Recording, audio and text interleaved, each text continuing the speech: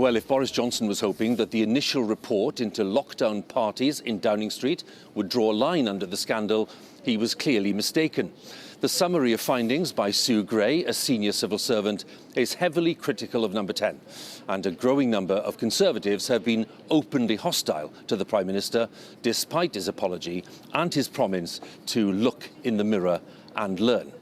Now, the report says at a time when ministers were asking citizens to severely limit their lives, some of the behaviour surrounding the gatherings is difficult to justify, and some events clearly should not have been allowed. It goes on to identify failures of leadership and judgement in parts of Number 10 and the Cabinet Office in Whitehall. Some staff said that they had wanted to raise concerns about the gatherings, but they had felt unable to do so. Well, after increasingly vocal demands by senior Conservative MPs today, the report will now be published in full after the police investigation into possible criminal behaviour has been completed. It's thought that detectives have obtained hundreds of photos of alleged gatherings in Number 10 and Whitehall as part of their inquiry. Today, Boris Johnson, over in the House of Commons, addressed his MPs in a private meeting, trying to fend off more calls for him to step down. Our political editor, Laura Kuenssberg, reports on the day's events. It's been a long, uncomfortable wait for Number 10. An official verdict into the government itself breaking the rules. Part 1, at least, has now arrived. Will you take responsibility, Prime Minister? There may be no easy Downing Street escape.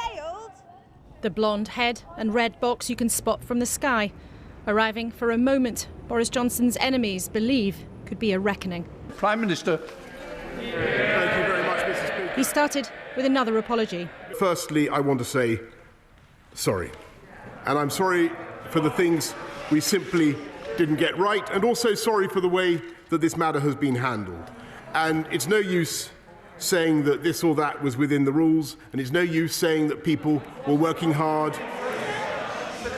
This pandemic was hard for everyone. His penance, though, not changing his own address, but shifting others around. Mr. Speaker, it isn't enough to say sorry.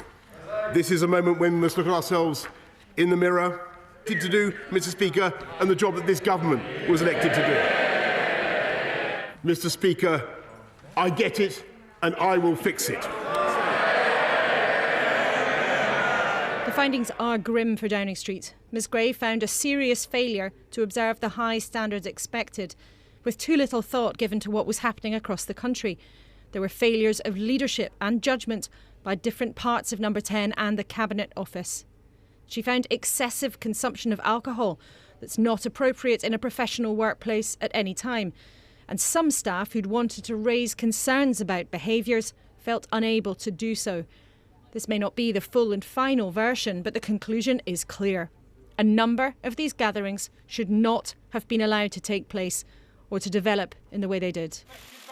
And remember, this is only the initial report into what's emerged week by grisly week about what was going on behind the closed door of Number 10. It wasn't a party, it was cheese and wine. Jokes about explaining away the rules. His fictional party was a business meeting. Cheese and wine in the garden. Claims of loud music and parties in the flat upstairs. Birthday cake in the cabinet room. The rule setters alleged to be rule breakers while the rest of the country was locked down. In contrast to the Prime Minister's seeming hope to rush through this statement this afternoon, the Leader of the Opposition was brutal and took his time. By routinely breaking the rules he set, the Prime Minister took us all for fools. He held people sacrificing contempt. He showed himself unfit for office. Prime Minister, the British public aren't fools. They never believed a word of it. They think the Prime Minister should do the decent thing and resign. Of course he won't, because he is a man without shame. Some ministers hung their heads as the Labour leader appealed to them, to their Tory colleagues, to call time on the Prime Minister. Labour claims is now simply not fit to govern. They can heap their reputations, the reputation of their party, the reputation of this country on the bonfire that is his leadership. Or they can spare the country from a Prime Minister totally unworthy of his responsibilities. The eyes of the country are upon them. They will be judged by the decisions they take now. In all the sound and fury at Boris Johnson, the SNP breaking Commons manners. He misled the House. He must now resign. Branding him a liar. That man has misled the House. A wild ride in the Commons. Shut up. Downing Street had hoped the danger was passing. Boris Johnson's lieutenants trying to grab control and shore up angry MPs. Have you seen Huw Gray's report, Mr Dowden? But attacks on Number 10 from the Tory side were opened by none other than the withering former Prime Minister. Either my right honourable friend had not read the rules, or didn't understand what they meant, and others around him, or they didn't think the rules applied to Number 10. Which was it? But I'm deeply concerned by these events, and very concerned indeed by some of the things he has said from that dispatch box. And I have to tell him he no longer enjoys my support.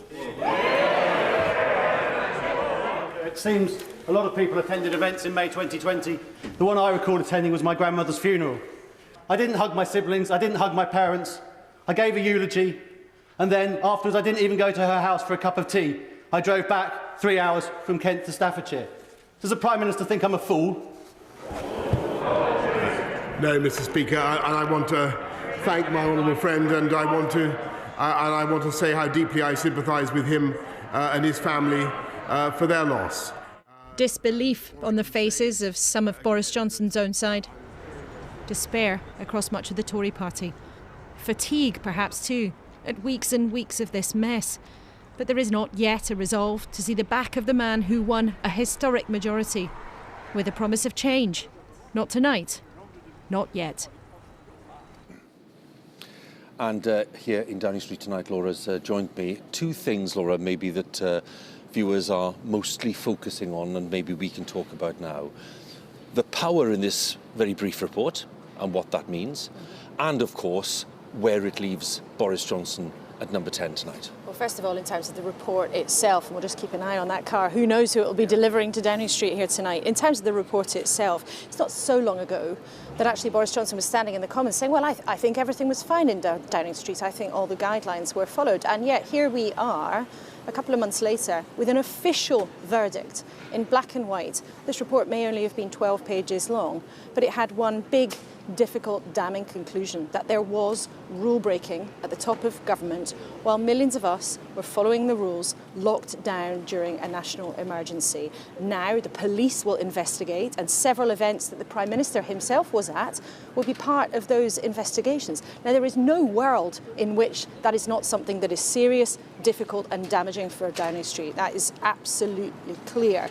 Boris Johnson, though, has promised his MPs tonight that he will make changes, and it will be up to them now to judge in the coming days and weeks whether or not he is able to get through this. Now, his allies in the last few days have done a lot to try to shore up support. There isn't necessarily a belief that that's suddenly falling away. There's no suggestion that the dominoes are all about to fall. But one former senior minister did say to me tonight, there's no question in their view, and I think a lot of MPs would agree with this, that because of the nature of what's come out today, again, an official verdict, the Prime Minister does close today weaker than he was this morning.